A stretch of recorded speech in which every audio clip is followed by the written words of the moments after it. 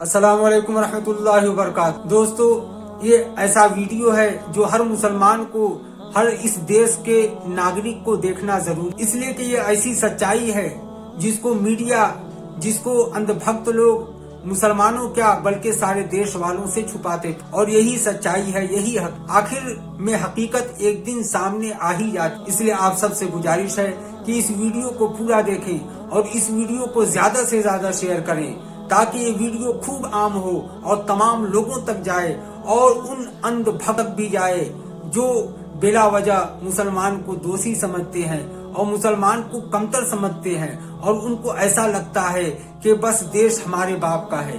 तो ये वीडियो उन तक पहुंचना बहुत जरूरी है।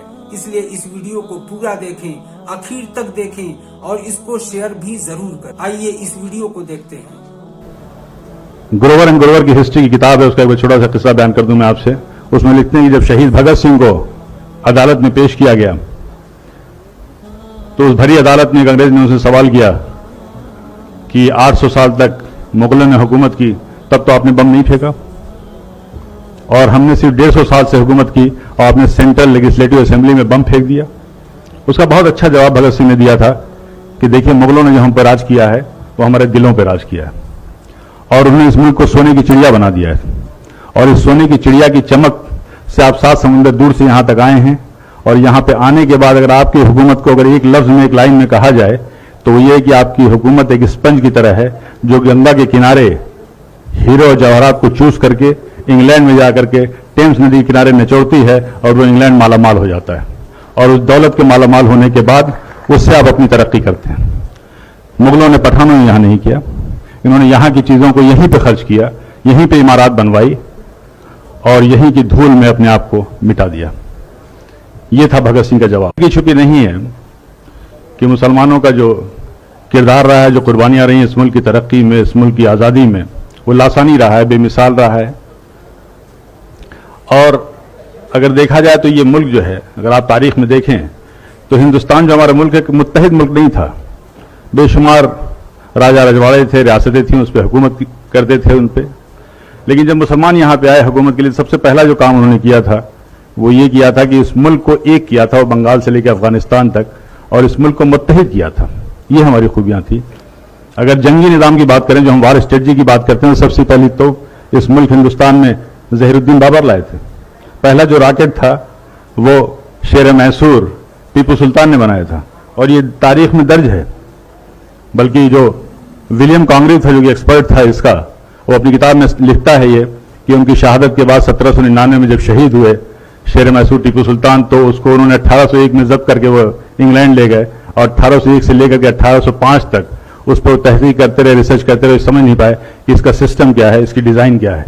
तो उन्होंने किताब वहाँ से भेजी थी और उस किताब का नाम था फतहुल मुजाहिदीन, और वो किताब आज भी पेरिस के म्यूजियम में रखी हुई है। और उस किताब को लिखने वाले टीपू सुल्तान थे, जिसमें डिटेल डिस्क्रिप्शन था कि ये जो रॉकेट है इसको कैसे इस्तेमाल किया जाए। तो ये वो पहली मिसाइल थी, आप गूगल में सर्च कीजिए, वो जो पहली मिसाइल थी मैसूरियन मिसाइल टीपू सुल्तान ने बनाया था। और आज जो आप मिसाइल देख रहे हैं, अग्नि मिसाइल, पृथ्वी मिसाइल, इसके भी बानी एपीजे अब्दुल कलाम है, जिनको आप मिसाइल मैन कहते हैं और जिनको फादर ऑफ मिसाइल कहते हैं। और आप कस्टोडियन जो आप कहते हैं, जो रेवेन्यू का सिस्टम है, ये सब शेर शाह सूरी का दिया हुआ है। And he was one of the best administrator. Police का निजाम किया था, डाक का निजाम किया था, और सबसे पहली सड़क इस मुल्क में बनी थी शेर शाह सूरी ने बनवाई थी। करेंसी सिस्टम में बदलाव लाए थे। रुपए जो जिसको कहते हैं आप यूज, शेर शाह सूरी का वो था। ग्रैंड ट्रंक जो रोड थी कलकत्ता से लेकर के पेशावर तक, ग्रैंड ट्रंक रोड उसी की यादगार है। बगावत की, जंग आज़ादी की, तो पहली जो बगावत थी वो 1773 में हुई थी और उसका नाम जो था, शायद आप में से ज्यादातर लोगों को मालूम होगा, फकीर एंड सन्यासी रिबेलियन नाम से नाम था।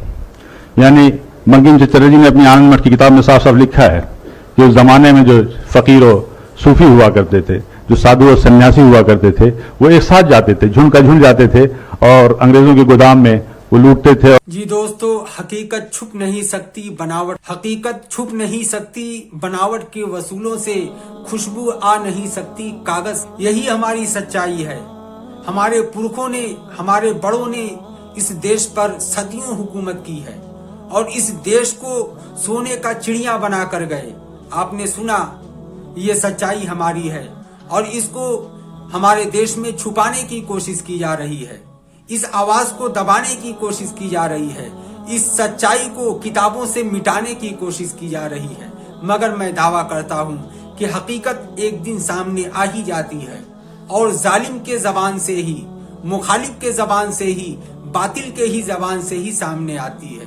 तो दोस्तों, गुजारिश है कि इस वीडियो को ज्यादा से ज्यादा शेयर करें ताकि अंधभक्तों का कलेजा फट जाए, ताकि अंधभक्तों की आंख खुल जाए।